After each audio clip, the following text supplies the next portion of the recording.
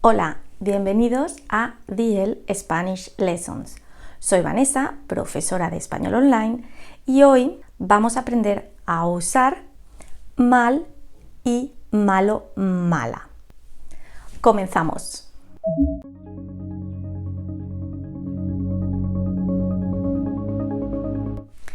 Estoy segura que alguna que otra vez os habéis equivocado al usar mal, malo, mala. Todas ellas las usamos para explicar, decir que algo es malo, nocivo, negativo o que una persona no es buena, pero funcionan de forma diferente. Y hoy vamos a ver cuál es la diferencia y cómo usarlos. Comenzamos con mal. Lo primero, mal es un adverbio y lo vamos a usar para indicar que hacemos algo de manera negativa. Cuando hablo de algo me refiero a una acción y por eso este mal va siempre a ir con un verbo, es decir, va a modificar al verbo. ¿Qué quiere decir? Que nos va a decir que algo malo, que algo negativo está relacionado con ese verbo. Y mal no cambia, siempre se escribe de la misma manera. Vamos a verlo con ejemplos que es más sencillo. La tarta estaba mal horneada. Aquí mal va con el verbo estaba horneada. ¿De qué manera o de qué forma estaba horneada la tarta? Estaba mal horneada. O el examen me ha salido mal.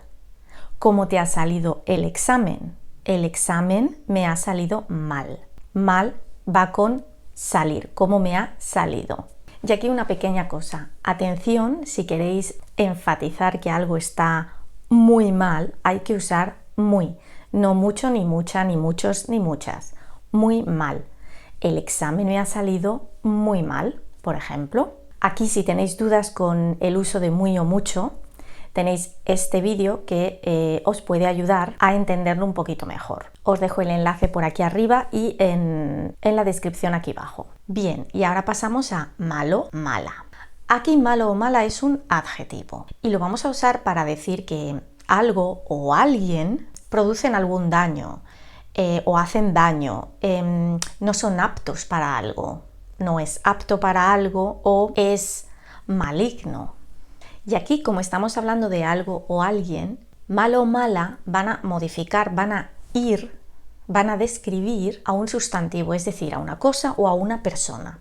Y esa es una diferencia entre el anterior y este. El anterior con verbos, este con cosas o personas, con sustantivos. Y por supuesto, como va con un sustantivo, con una cosa o persona, que puede ser masculino, femenino, plural o singular, va a modificarse y adaptarse al sustantivo, es decir, va a concordar. Vamos a verlo en una frase. La película era mala y aburrida. Y aquí vamos a preguntar cómo era la película. La película era mala. Aquí mala va con película. La película mala. Femenino singular. O la leche tiene un sabor malo. ¿Qué sabor tiene la leche? Un sabor malo. El sabor malo, masculino singular. Y aquí atención, porque con malo es donde a veces vienen los problemas, ya que malo o mala se podría poner delante del sustantivo, delante de la cosa, de la persona. En el caso de malo, cuando lo ponemos delante, pierde esa O. Mirad el ejemplo. La leche tiene un mal sabor. En lugar de un sabor malo, decimos un mal sabor. Al mover malo delante, pierde la O. Y aquí es donde se confunde con el otro mal. Y por supuesto, como en el caso anterior, si queréis enfatizar y decir que está muy malo, hay que poner muy y no mucho o mucha. La leche tiene un sabor muy malo. La película era muy mala. Y con esto terminamos la explicación de mal, malo y mala. Como veis, no es tan difícil como parece. Ahora, como siempre, os dejo un pequeño resumen, una infografía con la información y los ejemplos para que lo podáis volver a leer tranquilamente. Si queréis, podéis parar el vídeo y echarle un vistazo.